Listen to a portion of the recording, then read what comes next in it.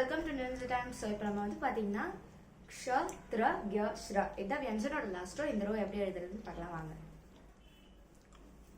So இதுதான் friends க்ஷ த்ர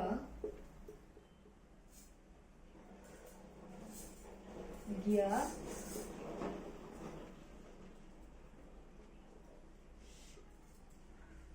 ஸ்ர.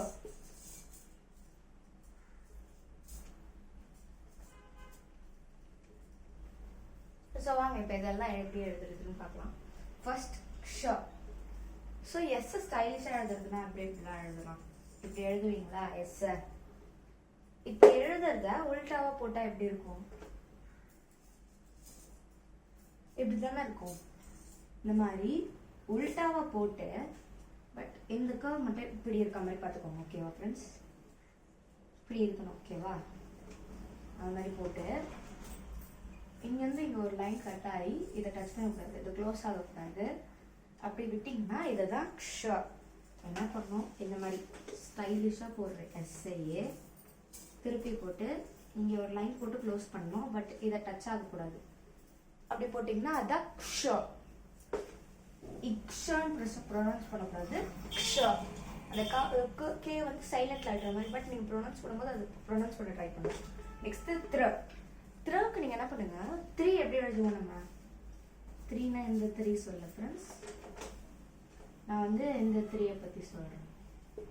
So இதை எப்படி எழுதுவோம்? கேவை உல்டாவாக போட்டு நீங்கள் இப்படி போட்டிங்கன்னா அது த்ரவா. அதே இதை எடுத்துட்டிங்கன்னா இதுதான் த்ர. ரீல ஈ மாதிரி நான் ஒரு பார்ட் போட சொல்லியிருப்பேன். இந்த ஈயை நீங்கள் எடுத்துட்டிங்கன்னா அவ்வளோதான் த்ர. Okay friends? த்ரா முடிஞ்சிருச்சா? நெக்ஸ்ட் நம்ம கியா பார்க்க போகிறோம். நான் ஜ எப்படி எழுத சொன்னேன்? இந்த மாதிரி 5 மாதிரி இப்படி போட்டு இப்படியே ஒரு லைன் கனெக்ட் ஆகி க்ளோஸ் பண்ணுற மாதிரி சொன்னேன்னா இதுலேயே இங்கேருந்து இப்படி ஒரு லைன் போட்டிங்கன்னா அவ்வளோதான் கியா. ஓகேவா ஃப்ரெண்ட்ஸ்? நெக்ஸ்ட்டு ஷ்ர. ஷ்ர வந்து நான் ஸ்டைலிஷாக எஸ் இப்படி எழுதுவோன்னு சொன்னேன்னா இதை கட் பண்ணிடுவேன். இப்படி மட்டும் இருக்கட்டும். இதையே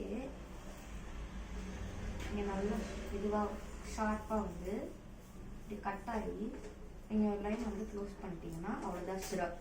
இதுவும் நீங்கள் கட் ஆகக்கூடாது. என்னன்னா சரி இப்படி கூட நீங்கள் ஞாபகம் வச்சுக்கணும். ஈ வந்து நெக்ஸ்ட் அது கீழே ஒரு லைன் போட்டு க்ளோஸ் பண்ணி மேலே இதை டச் ஆகாமல் லைன் போட்டிங்கன்னா அவ்வளோதான் ஷ்ரம் வரும். இப்போ வாங்க எல்லாத்தையும் மறுபடியும் ஒரு வாட்டி எழுதி பார்த்துக்கலாம். ஸ்டைலிஷாக அந்த மாதிரி போடுற எஸ்ஸை உல்டாவாக போட்டு ஒரு லைன் போட்டு க்ளோஸ் பண்ணிட்டீங்கன்னா அது க்ஷ. த்ராக்கு வந்து பார்த்தீங்கன்னா 3 போடுறதுல இந்த பார்ட்டை கட் பண்ணிட்டு போட்டிங்கன்னா அது த்ர. கியாக்கு வந்து பார்த்தீங்கன்னா ஜ போடுற மாதிரி போட்டு இங்கேருந்து இப்படி ஒரு ஈ மாதிரி இது பார்க்கறதுக்கு ஈ மாதிரி தெரியும், அது போட்டிங்கன்னா அது கியா. ஷ்ராக்கு வந்து பார்த்தீங்கன்னா 2 விதமாக நான் சொல்கிறேன். இதே மாதிரி ஸ்டைலிஷான எஸ்ஸை இப்படி வந்து ஓகே இப்படி க்ளோஸ் பண்ணிட்டு மேலேருந்து இப்படி போட்டிங்கன்னா இது ஷ்ர. இல்லைன்னா ஈ மாதிரி போட்டுக்கோங்க. நெக்ஸ்ட் இந்த எண்ட் இருக்கா, இங்கேருந்து ஒரு லைன் போட்டு இப்படி க்ளோஸ் பண்ணிட்டீங்கன்னா அது ஷ்ர. ஓகே ஃப்ரெண்ட்ஸ், மறக்காமல் லைக் பண்ணிடுங்க, ஷேர் பண்ணிடுங்க, சப்ஸ்கிரைப் பண்ணிடுங்க. மறக்காமல் அந்த பெல் பட்டனை கிளிக் பண்ணிடுங்க. ஓகே ஃப்ரெண்ட்ஸ், பாய்.